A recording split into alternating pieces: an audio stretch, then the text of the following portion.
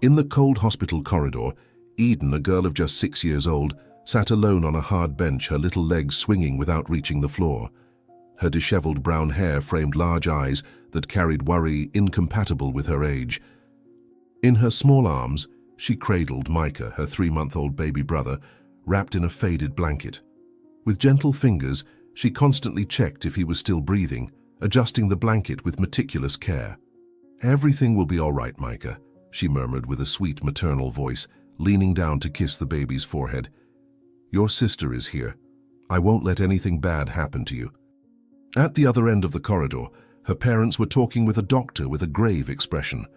The father, a man with a cold look, impatiently consulted the expensive watch on his wrist. Beside him, the mother examined her freshly painted nails with absolute boredom.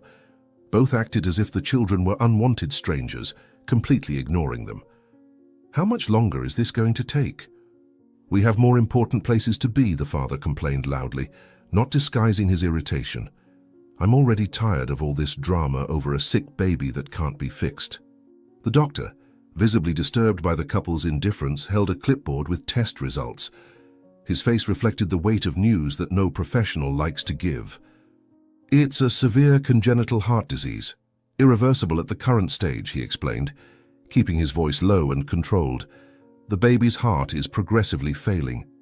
I regret to inform you that your son will not survive more than 24 hours. I suggest you stay with him during these last hours." The father rolled his eyes as if the doctor were talking about a broken appliance and not his own son. His fingers drummed impatiently on the reception counter. The mother let out a short, dry laugh, almost mocking. "One day? And we have to cancel our life because of this?" she questioned, her voice laden with selfish indignation. "We have a trip scheduled for tomorrow, paid reservations at a resort that doesn't accept cancellations. Do you have any idea how long I've waited for this vacation?" The doctor involuntarily recoiled, shocked by the response. "Ma'am, we're talking about your son's life," he replied, unable to completely hide his indignation. "These are the last hours you'll have with him. There is no treatment that can save him now. His heart will simply stop." "Do you really prefer to be on a beach?" The father quickly approached, invading the doctor's personal space. "Look here, doctor. This boy has only been trouble since he was born," he retorted with glacial cruelty, briefly pointing toward the children without really looking at them. "Problems at birth, sleepless nights, medical bills, and now this. We're leaving. We won't cancel our first decent trip in years because of a baby who's already doomed anyway." From her place on the bench, Eden caught fragments of the conversation. Each harsh word from her parents was like a dagger in her little heart. She held her baby brother tighter against her chest, as if she could protect him not only from the disease, but also from the cruel indifference of their own parents. Micah emitted a small moan, making Eden immediately adjust her embrace. "Don't worry, Micah," she whispered, nestling him against her neck. "I'll take care of you like I always have. No matter what that doctor said, you'll get better, I promise." Little Eden had assumed the role of mother to her brother since his birth, not by choice, but out of necessity in the face of parents who never showed the slightest interest in their children. She had taught herself to change diapers by watching nurses, to prepare bottles by watching television programs, to rock the baby while her parents shouted to shut that irritating thing up. Noticing that Micah was breathing with more difficulty, she gently raised him up. "Breathe slowly, my little one," she asked with a choked voice, massaging his back. "Don't believe what they say. You're strong, you'll live a long time." Gathering courage, Eden slid off the bench and walked to the group of adults. Her steps were hesitant but determined. She knew that intervening in her parents' conversations usually resulted in punishment, but her concern for her brother outweighed her fear. "Doctor, what's wrong with Micah?" she asked with a surprisingly firm voice. "He's breathing differently today and his skin is colder. Is there any medicine I can give him?" The doctor crouched down to the girl's height, his expression softening. "Your little brother's heart is very weak. I wish we could do more for him." The father abruptly interrupted, grabbing Eden's arm forcefully. "Be quiet, nosy girl," he shouted. "Since when do you butt into adult conversations? And make that baby stop crying immediately." The mother just checked her watch impatiently. "Let's go already," she ordered, pulling her husband by the sleeve. If we leave now, we can still catch the road before traffic builds up. I'm tired of this depressing hospital. None of this will change the inevitable anyway. In the parking lot, under a sky darkening with storm clouds, the parents argued, ignoring Eden's terror and Micah's deteriorating condition. The mother gestured dramatically. I didn't even want to have a child, she ranted, applying lipstick as if heading to a party. You said it would just be one more mouth to feed, and now they want us to cancel the most expensive trip we've ever taken. For a baby who won't even last 24 hours. The father, after a quick phone call about their reservations, looked at the children with a calculating expression. I have an idea, he said, checking that no one was watching them in the empty parking lot. I know how to solve this problem once and for all. Nobody is going to ruin our trip, least of all a dying baby. The car traveled increasingly deserted roads, moving away from the city. During the journey, not a word was directed to the children. The radio played loudly to drown out any sound from Micah, and when Eden tried to speak, she was immediately silenced with threats. The girl cradled her brother, watching the landscape become increasingly isolated. When they finally stopped on a completely deserted dirt road, there was nothing in sight, just abandoned fields and a few distant trees. Where are we going? Asked Eden, her voice almost inaudible. Micah is getting worse. He needs to lie down in a warm place. The father turned off the engine and turned to the back seat, his face a mask of calculated cruelty. Eden, take your brother and get out, he ordered, with frighteningly calm voice. Right now. Panic exploded inside Eden.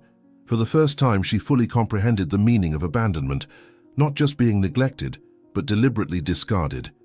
Her hands clutched Micah to her chest as tears streamed down her face. Why, Daddy? She pleaded, her voice broken by sobs. Micah is going to heaven, the doctor said. Why are you doing this to us? The man fidgeted at the wheel. Just do as I told you, he said, losing patience. Get out of this car now. We can't keep you anymore. With trembling legs, Eden got out of the car, balancing Micah in her arms. The biting wind cut through her thin clothes. The father left a small bag on the road, some diapers, an empty bottle, and a thin blanket. No water, no food, no medicine. A disguised sentence. You can't do this, whispered Eden. Please, Micah and I need you. The sky darkened dramatically. Eden took a step toward the car. But Daddy, Micah is sick. The doctor said he only has 24 hours. She cried, her voice breaking. He'll suffer much more if we stay here. Please, at least leave us somewhere where they can help him. The mother didn't even look up from her phone. The father started the engine. Problem solved, he said to his wife, loud enough for Eden to hear. Now we can enjoy our vacation without that irritating crying and without hospital bills. Without a word of goodbye, the car sped off, raising a cloud of dust that enveloped the children. The taillights quickly receded until they disappeared around a bend. Come back! Eden shouted with all her might. Don't leave us here! Micah! Please, he's just a baby. The rain started suddenly, a merciless curtain that in seconds soaked Eden to the bone. With the precarious bag hanging from her shoulder and Micah protected against her chest, she began to run in the direction the car had disappeared. Daddy, Mommy, come back, please, she shouted repeatedly. Don't leave us here. Eden ran until her lungs burned. The rain reduced her visibility to almost nothing, turning the road into slippery mud. Eventually, her legs gave way and she fell to her knees, still holding Micah firmly. I'm sorry, Micah, she sobbed. I tried, I swear I tried. I can't run anymore. Spotting a large tree in the distance, Eden staggered toward it and collapsed against the trunk. Everything will be fine, she lied, knowing nothing was fine. We'll stay here until the rain stops. Then we'll find help. With trembling hands, she opened the soaked bag, finding only the partially dry blanket at the bottom. She removed Micah's wet clothes and wrapped him in the dry part of the blanket, noting with horror that his lips were bluish. The baby seemed strangely passive, his breathing almost imperceptible. See? Now you're warm, she murmured, brushing her nose against her brother's cold forehead. The rain will stop soon, and then we'll find good people who can help us, she said, keeping faith, because in her heart there was no other word, only kindness guiding her. The night seemed endless.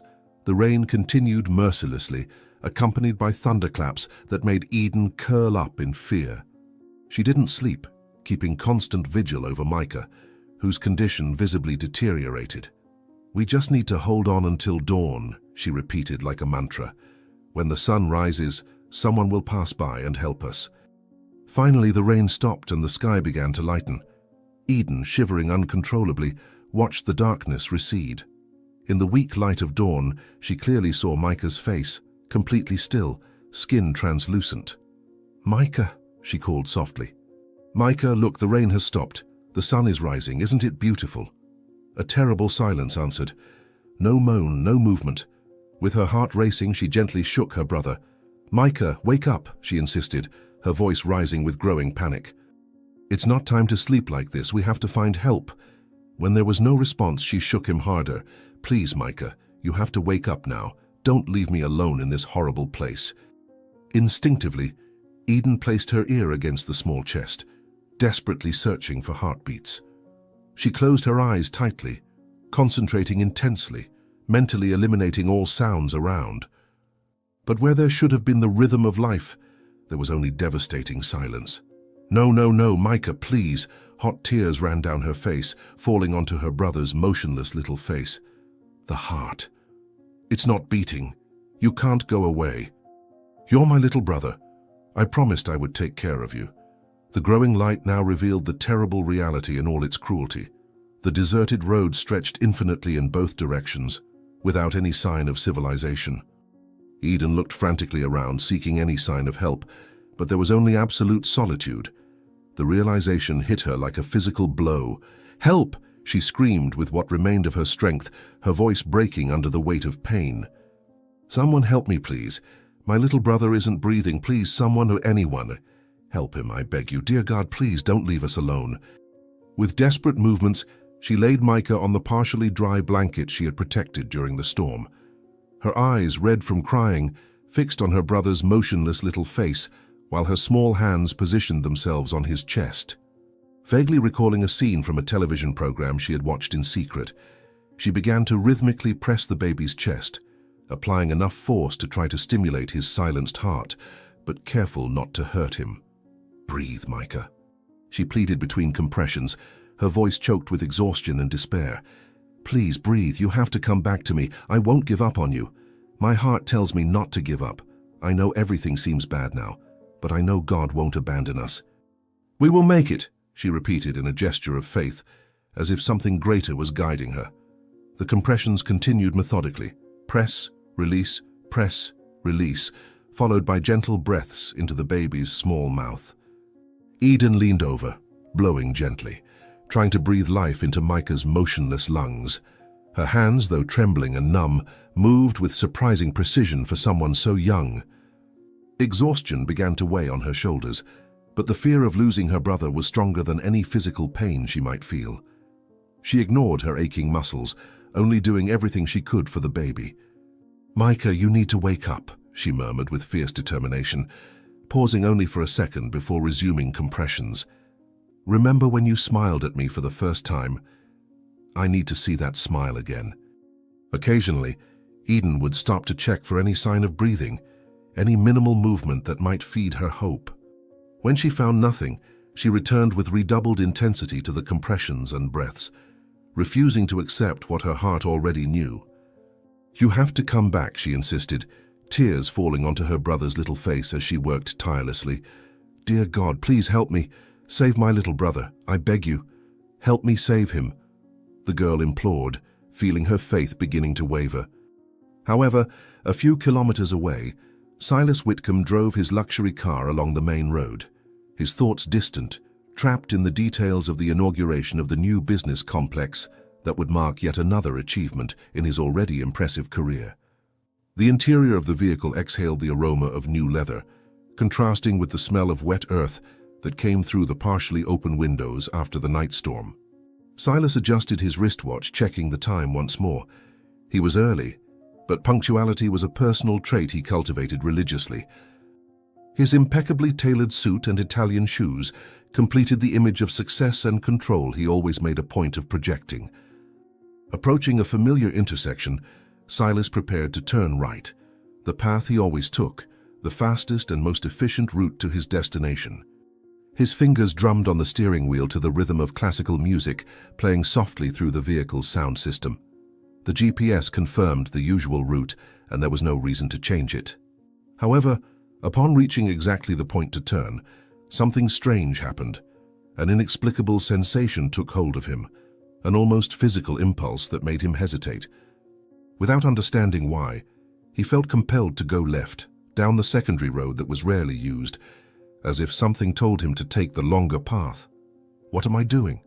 he muttered to himself, surprised by his own action as he turned the wheel in the opposite direction to what he had planned. "This way will delay me at least 20 minutes. It makes no sense at all." The sensation, however, persisted and intensified with each kilometer traveled on the alternative road. It was as if something pulled him forward, a force invisible but undeniably present. Silas had never been a particularly spiritual or superstitious person, preferring logical and rational explanations for everything in his life, but at that moment, he couldn't explain what drove him to continue on that unknown path. His thoughts, normally organized and practical, were now confused, mixing with an urgency he didn't understand. "Must be fatigue," he tried to rationalize, nervously adjusting the rearview mirror. "I've been working too much these past weeks. It's just my mind playing tricks." After traveling a few kilometers on the deserted road, surrounded only by empty fields and sparse trees, Silas's car engine suddenly failed. The smooth purring of the high-performance engine was replaced by an abrupt silence, broken only by the sound of the wheels sliding until they completely stopped. Silas tried to start it again, once, twice, 3 times, but the engine remained silent as if it had decided on its own that this was exactly the place where they should stop. Frustration began to take over as he tried once more to start the vehicle that had never before presented any problem. "Great. Just great," he grumbled, lightly tapping the steering wheel with the palm of his hand to try to make the car work. Of all the places for the car to break down, it had to be on this abandoned road with no cell signal. Resigned, Silas exited the vehicle to check the engine. Although he knew little about mechanics, he always had drivers and technicians at his disposal to handle practical matters like that. Precisely on that day, he decided to dismiss the driver, and the car stopped. The fresh morning air hit his face, bringing with it an almost absolute silence typical of isolated rural areas.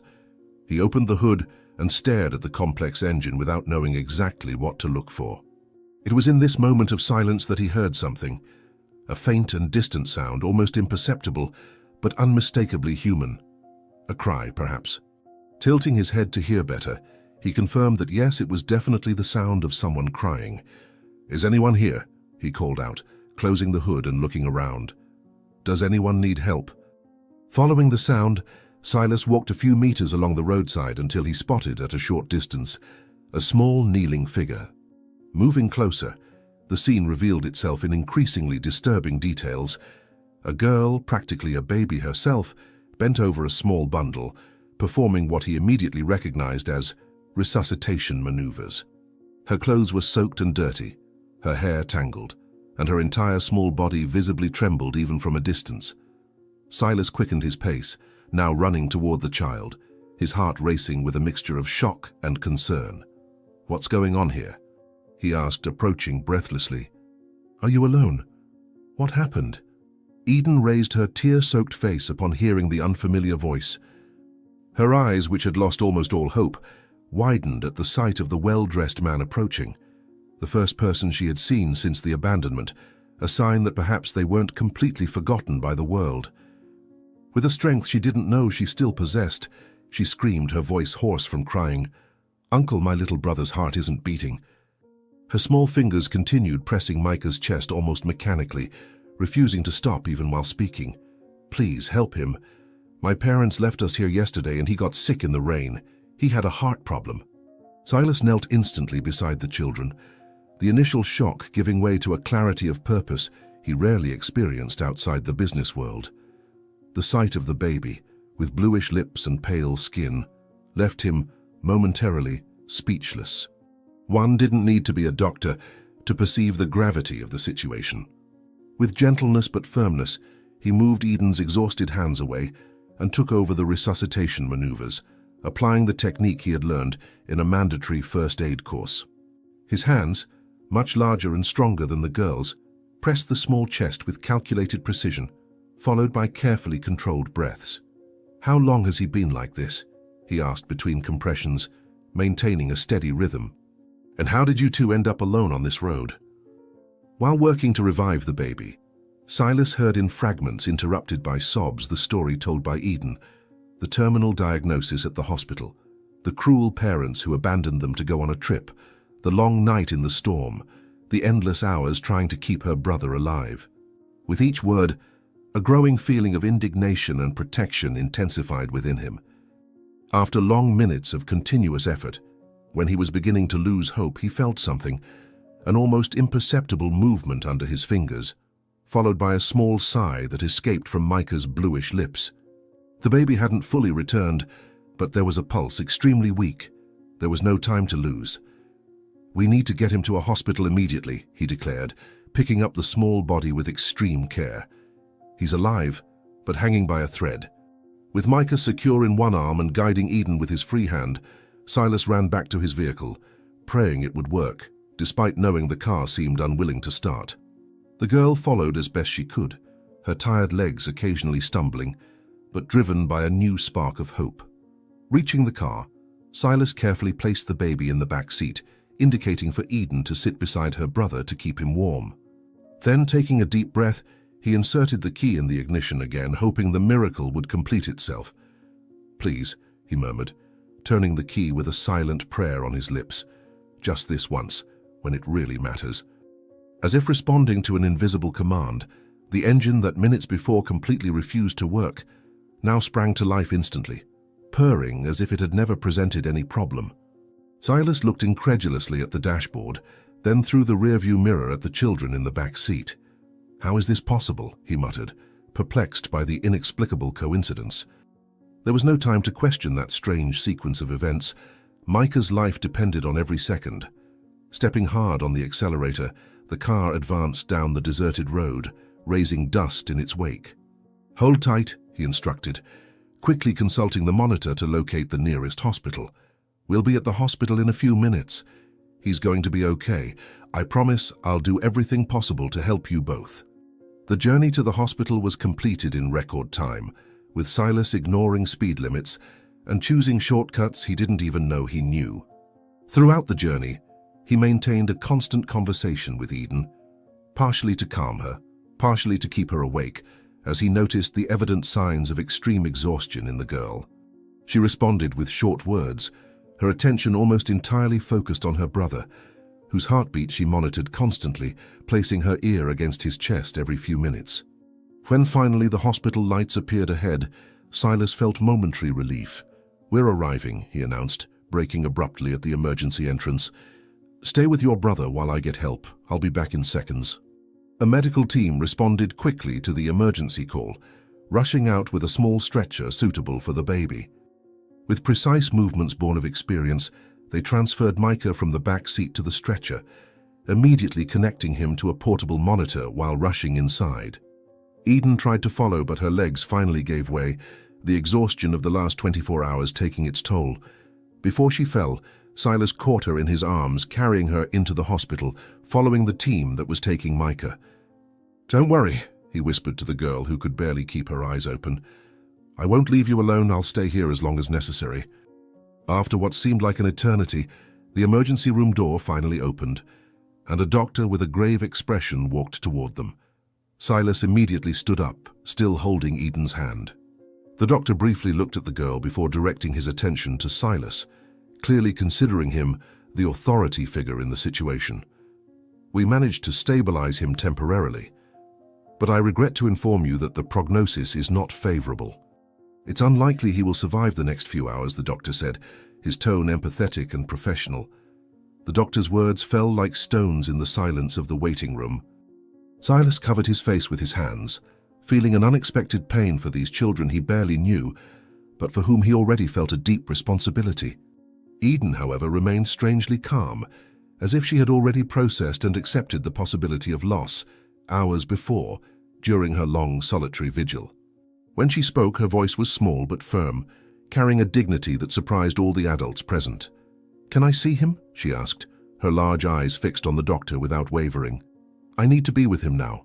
I don't want him to be alone if—" She didn't complete the sentence, but everyone understood what was implied.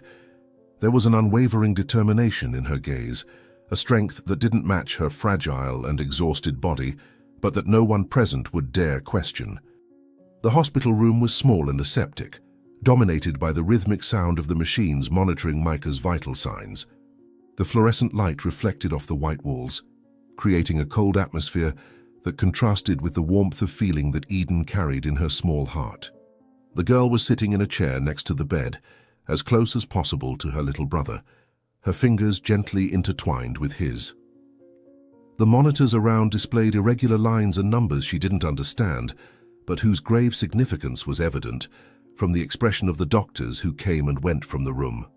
Micah looked even smaller and more fragile in that hospital bed, connected to tubes and wires, his pale skin almost blending with the white sheets. Exhaustion weighed on Eden like an invisible cloak, but she refused to fall asleep even for a second. With a deep sigh that seemed to come from the depths of her soul, Eden closed her eyes for a moment, not to rest but to concentrate on what she was about to do. Her parents never took her to church or taught her to pray, but the girl grew up with an unwavering faith. The goodness in her heart told her she should do everything she could to save her brother, and Eden knew that if there was something that could intervene, when all human hopes were exhausted, she would try for it to save the baby. Opening her eyes again, she looked at the ceiling, as if she could see through it to the sky beyond. "Dear God," she began to pray in a low voice, almost a whisper, but loaded with an unwavering conviction. "Please help my little brother. He's just a baby." Her words were simple, direct, born from the purity of her fraternal love.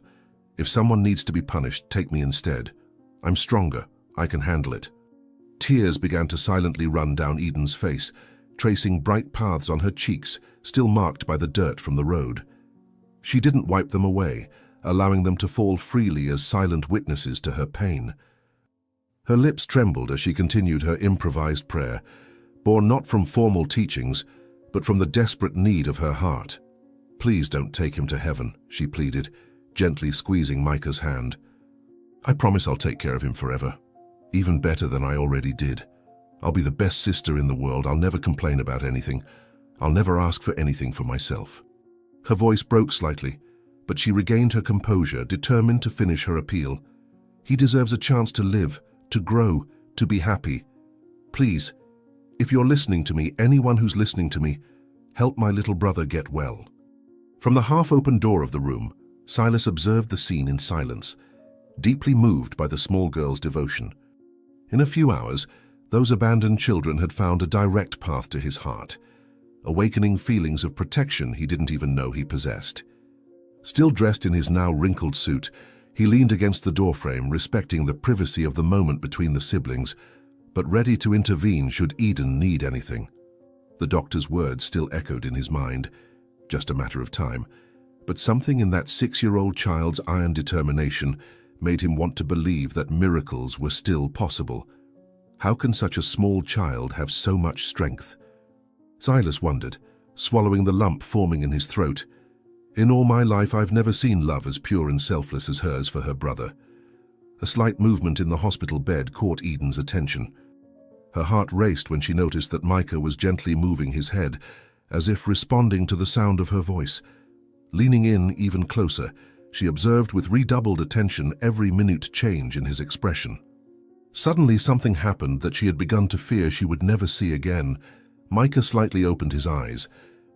Those blue eyes, although half-closed and evidently weak, fixed directly on hers, with a clarity that seemed impossible for his condition. Eden's breath caught in her throat, a mixture of surprise and hope arising like a small flame. But soon the girl realized that it was a moment not of joy, but of farewell. Micah's little hand, which until then had been inert under hers, moved slightly. With visible effort, the baby's tiny fingers closed around Eden's index finger, squeezing it in a weak but unmistakable gesture. It was the same squeeze he always gave when she rocked him to sleep, his particular mode of communication, since he was a newborn. But there was something different this time, something in the quality of the touch and the fixed gaze he maintained, a message that transcended the need for words. Eden, with a wisdom that went far beyond her 6 years, understood instantly. "You're saying goodbye," she whispered, the realization falling on her shoulders like an unbearable weight. "No, Micah, don't do this. You can't give up now. We're together. We'll be fine." A heavy silence filled the room, broken only by the monotonous beep of the monitors and Micah's increasingly labored breathing. The baby's eyes began to lose focus, his eyelids fluttering as if the effort to keep them open was too great. Eden felt panic growing inside her, rising like a wave that threatened to engulf her completely. The small flame of hope that had emerged moments before now flickered dangerously, about to be extinguished. No, no, no. Fresh tears sprang from her eyes, now cascading as she shook her head in desperate denial. "Please, dear God, don't let him go. I'll do anything, anything at all." Her voice rose, carrying a distress so profound that Silas took an involuntary step forward, ready to intervene but restraining himself at the last moment. The pain in Eden's chest was physical, as if her own heart was being crushed by an invisible force. She had survived her parents' abandonment, the terrible night in the storm, the horror of finding her brother not breathing, but the prospect of losing him definitively was a suffering that exceeded all bearable limits. Her prayers became more intense, more desperate, words tumbling over each other as she begged for divine intervention. "Please, if you're listening, I beg you, do something." The plea came from the depths of her being, carrying all the sincerity and urgency of a young soul facing its first great loss. "I believe in you. I trust you. Just don't take my little brother. He's all I have. He needs me and I need him." Amidst the whirlwind of emotions, something unexpected happened inside Eden, a sudden clarity, an idea that emerged like a flash in her mind. It wasn't an elaborate thought or a complex plan, but pure intuition, an impulse born from all the nights she had spent caring for her brother, all the moments she had calmed him against her chest, a thought guided by her faith. Without hesitation, driven by that inexplicable certainty, she rose from the chair. With careful but determined movements, she began to disconnect the less invasive wires monitoring Micah, leaving only those that seemed essential for his breathing. "What are you doing?" Silas took an alarmed step into the room but stopped upon seeing the determination in Eden's gaze. "Trust me, please," she responded simply, with a maturity that momentarily left him speechless. "I know what he needs now." With infinite delicacy, Eden lowered the side rail of the hospital bed and, using all her remaining strength, carefully lifted Micah's small body. Adjusting him against her chest, she positioned him exactly as she did every night at home, the baby's head resting on her heart, his little arms free from the tubes lying along her body. It was a natural position, the same one they had shared since Micah was a newborn. Eden settled on the edge of the bed, gently rocking as if they were in her old makeshift rocking chair. "Feel my heart, Micah," she whispered, her lips close to her brother's ear. "Remember how we always slept like this, how you always calm down when you hear my heart beating." The moment that followed was of an almost sacred quietness. Eden closed her eyes, concentrating all her energy, all her love, all her desire to live in the steady rhythm of her heart beating against Micah's chest, as if something greater was guiding her. She visualized the heartbeats, strong, regular, healthy, being magically transferred to her brother's weak heart, imagined her own blood flowing through her arms to nourish his body, her own life force flowing between them like an invisible current. "My heart will beat for both of us until yours gets strong again," she murmured, cradling him in the same rhythm of those imagined beats. "As I've always done, as I'll always do, the two of us together, one heart." It was Silas who first noticed the change in the monitors. The machines, which until then displayed weak and irregular beats, suddenly began to register changes. At first they were small fluctuations, then more pronounced oscillations until finally the alarms went off. Not the code blue alarms that signal cardiac arrest, but alerts of significant changes in patterns. The lights flashed frantically, creating a visual spectacle that matched the sonic cacophony that now filled the small room. Silas ran into the hallway, calling for immediate help. "Come quickly. Something's happening with the baby." His shout echoed down the hospital corridor, immediately attracting the attention of the medical team. "I don't know if it's good or bad, but all the monitors are going off at once." In a matter of seconds, the room was invaded by a team of doctors and nurses.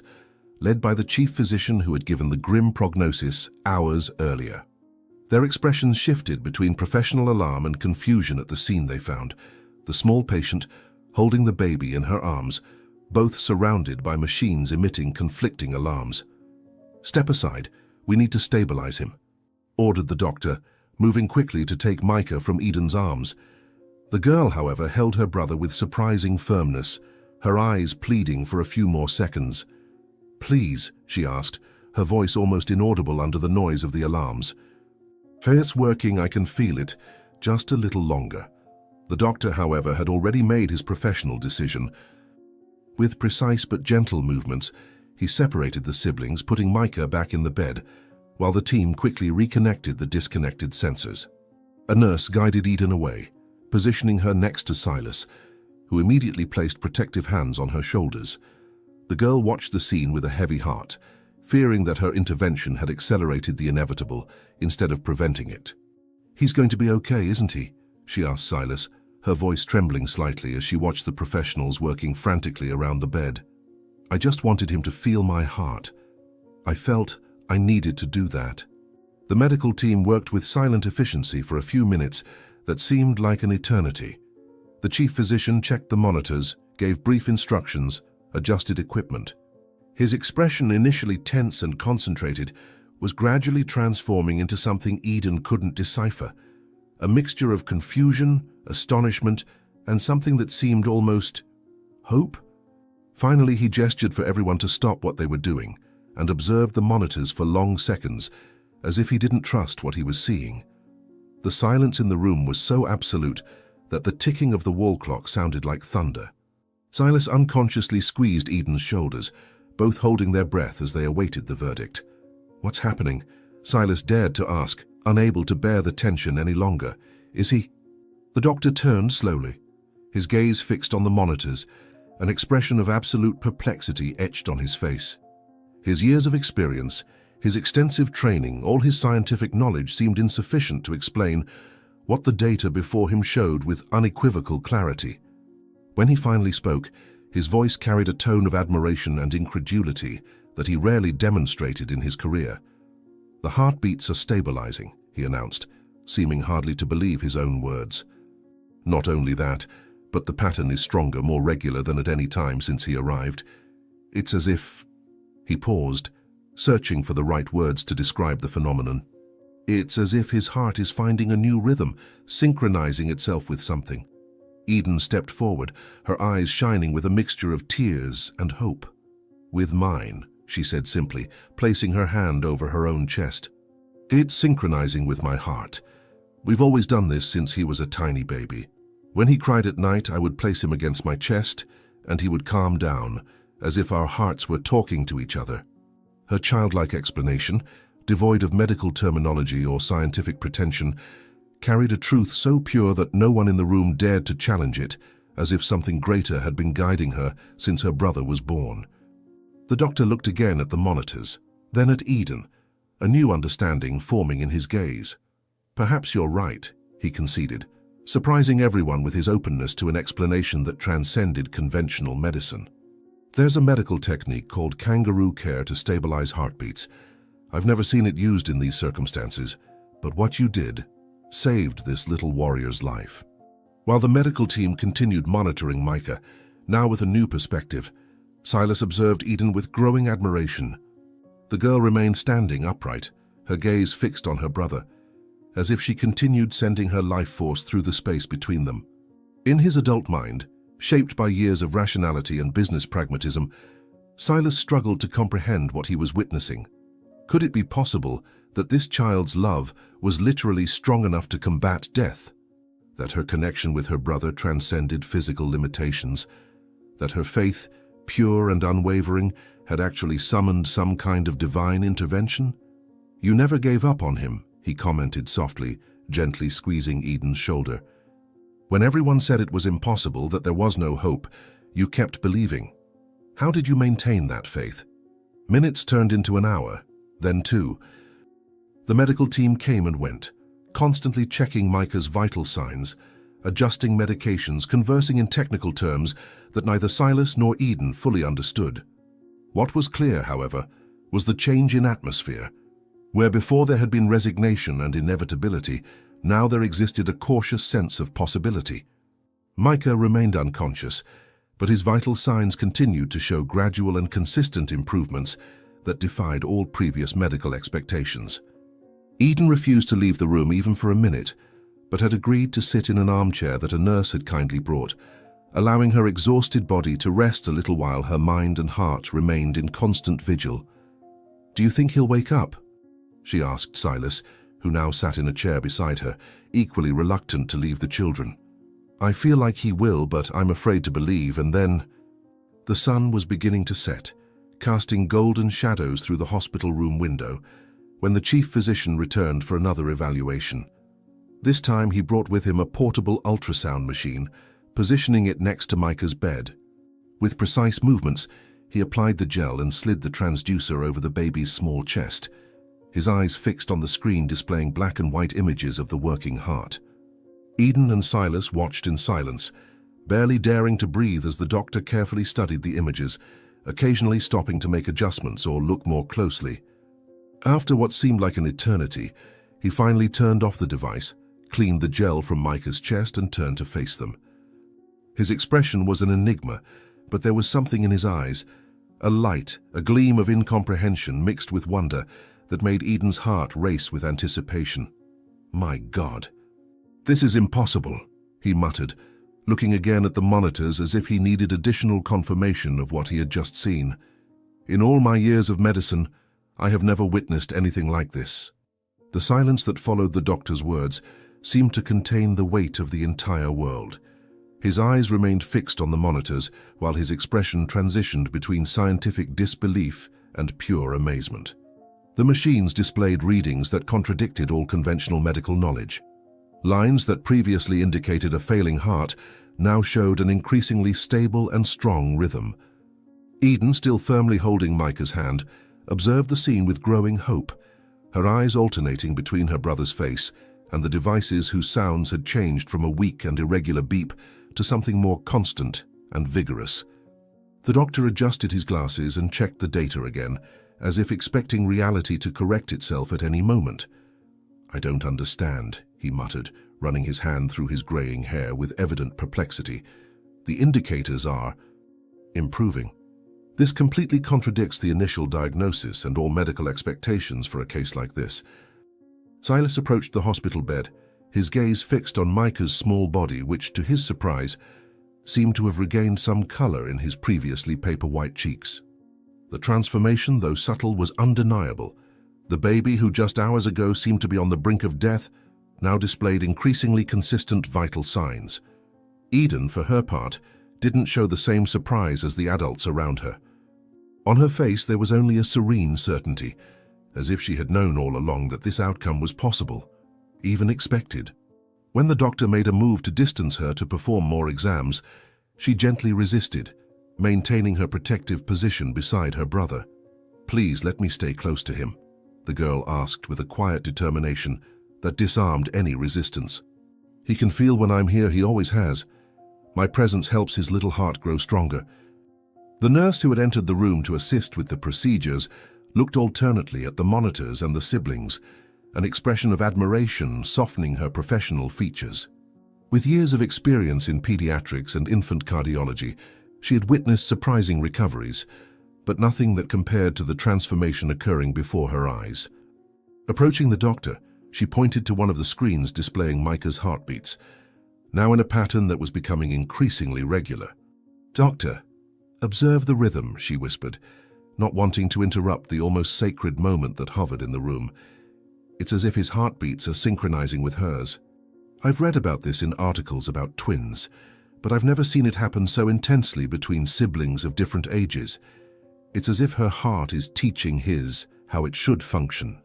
Encouraged by the positive change in the monitors, Eden asked permission to hold her brother again. After a brief hesitation and exchange of glances with the doctor, the nurse helped position Micah in his sister's arms, carefully maintaining the connected wires and tubes. With infinite delicacy, Eden adjusted the small body against her chest, exactly as she had done before, placing Micah's head over her heart. The monitors, which already showed improvement, registered an immediate response. Micah's heartbeat strengthened even more, as if responding to the constant and healthy rhythm of Eden's heart. The girl closed her eyes, focusing entirely on the silent connection with her brother, her face exhibiting a serenity that contrasted drastically with the tumult of the previous hours. "It's working," she murmured to Micah so softly that only he could hear. "I knew you could do it.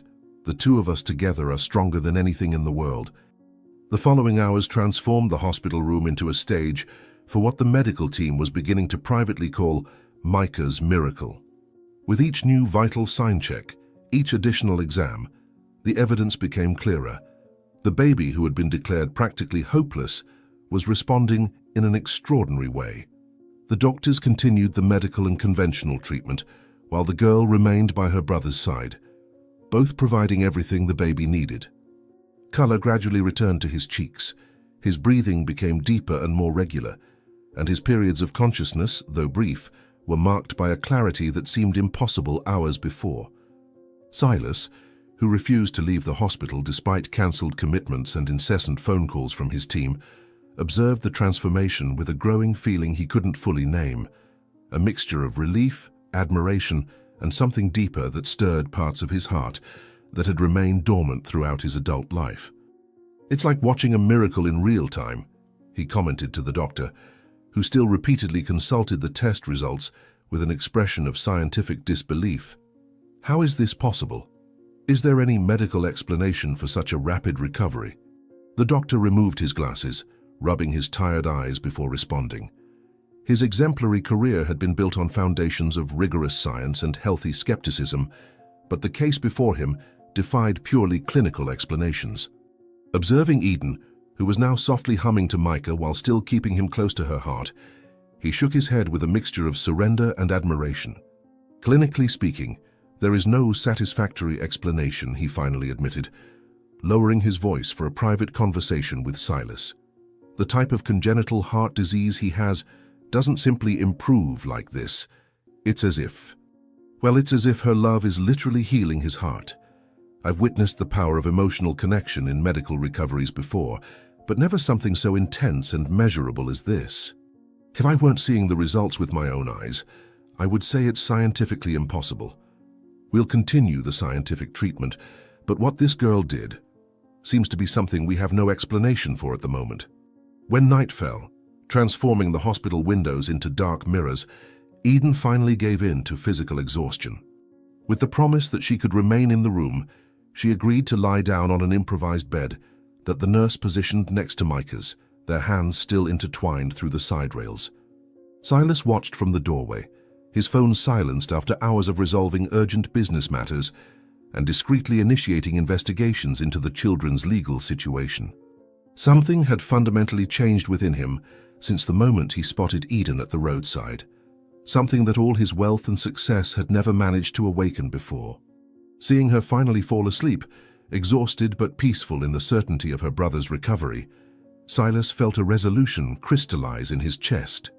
"I will protect them," he promised silently, the words forming like a solemn oath in his mind. "Somehow I will find a way to keep them safe and together, no matter what it takes." The following morning brought with it a clarity that went beyond the sunlight entering through the slats of the blinds. Micah had spent the entire night without any critical episodes, his condition consistently improving with each passing hour. When the doctor arrived for the morning assessment, he found a radically different picture from the day before.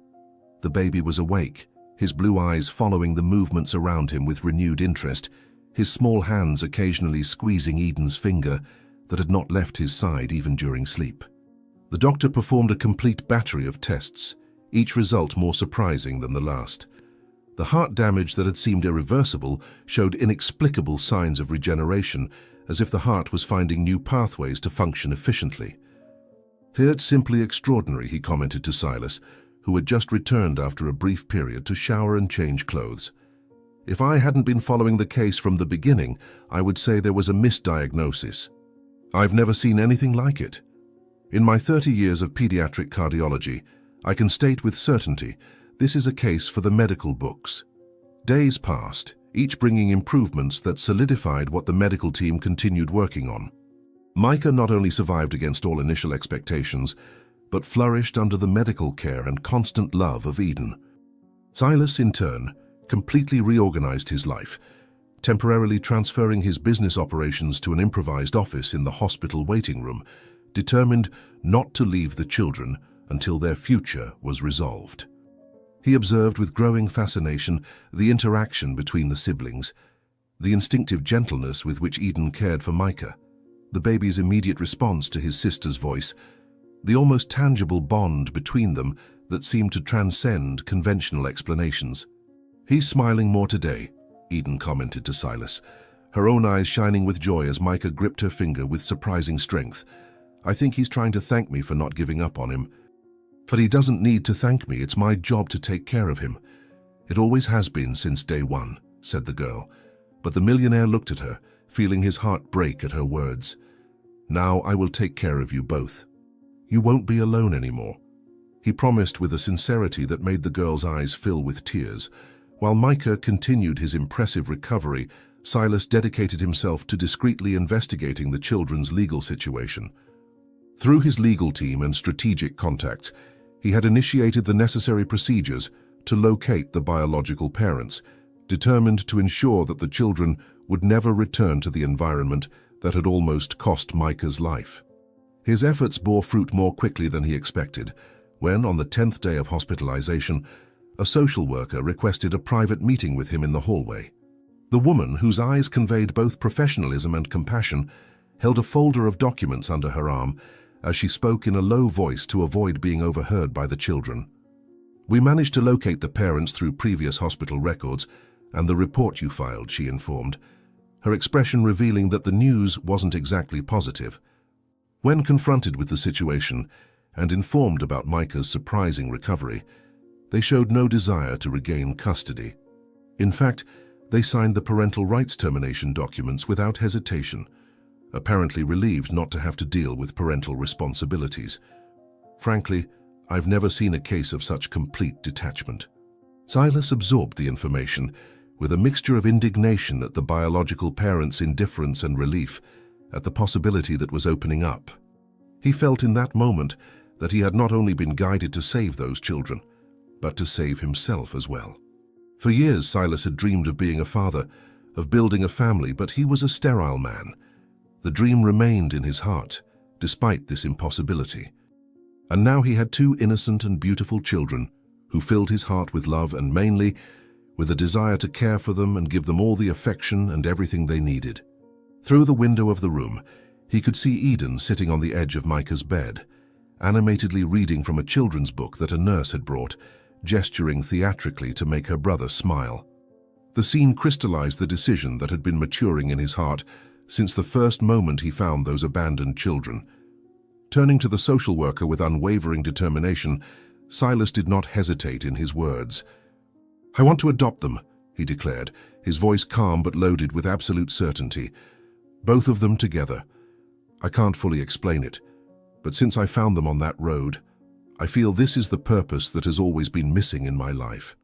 They need a home stability, someone who loves them unconditionally. I want to be that person." The social worker didn't seem surprised by the declaration, as if she had already expected this outcome after observing Silas's dedication during the hospitalization days. However, her training required her to present all the complexities involved in the process. "Mr.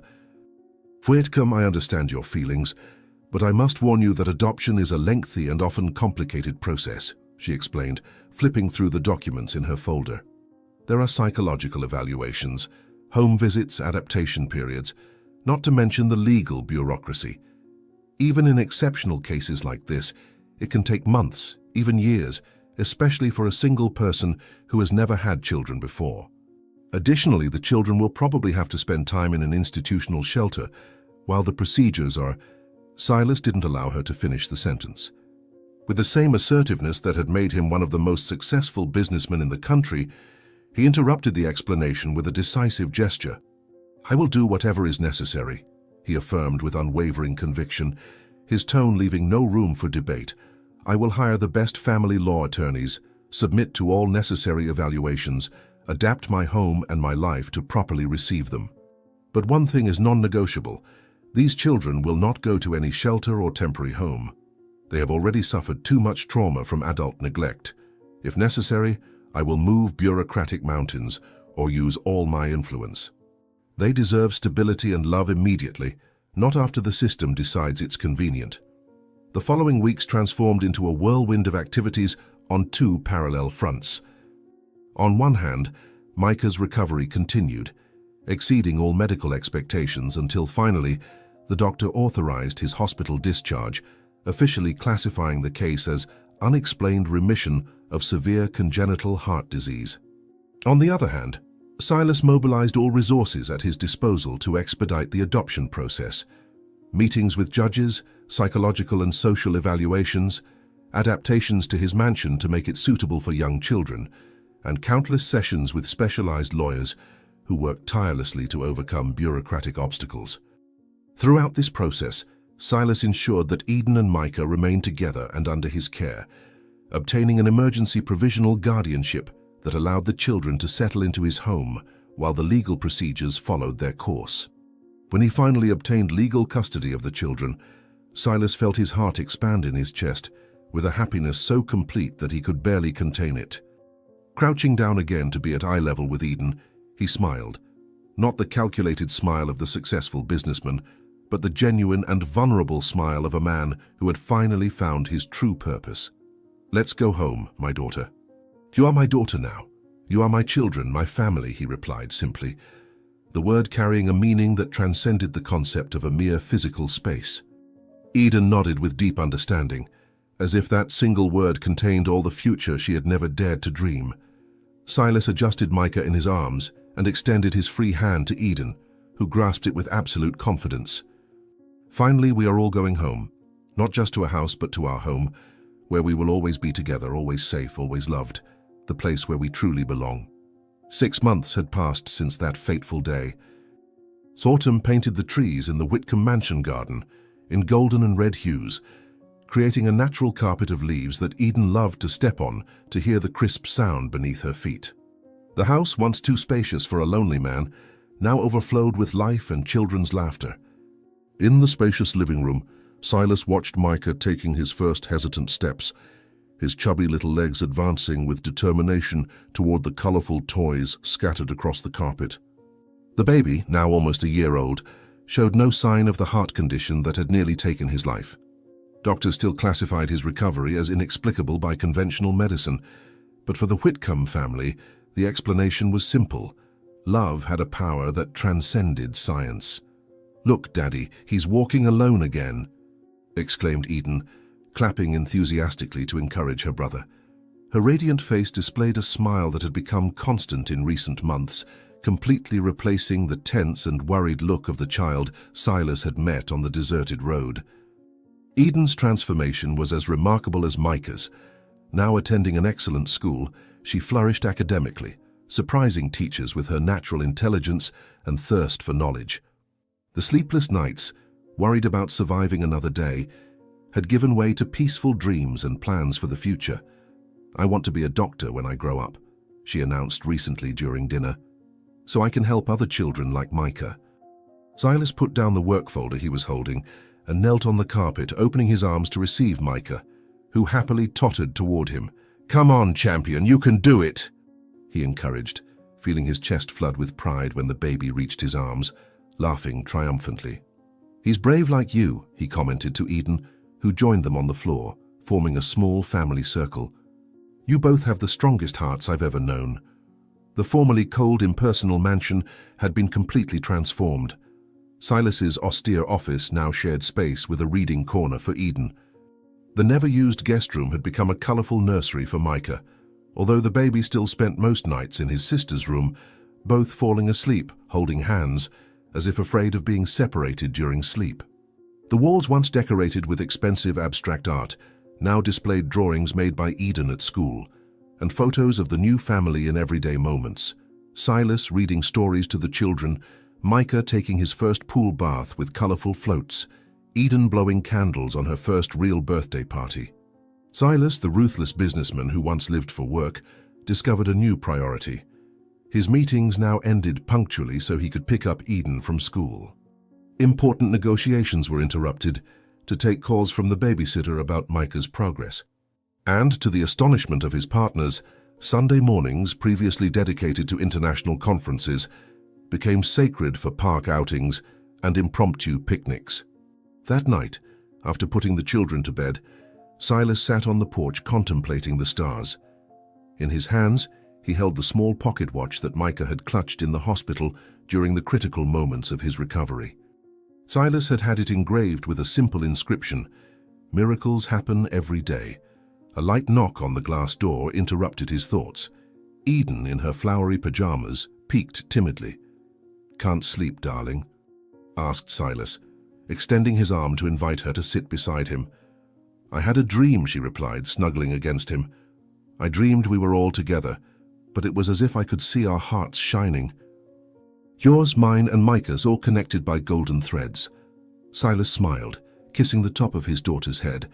"I think it wasn't just a dream. That's exactly how we are now."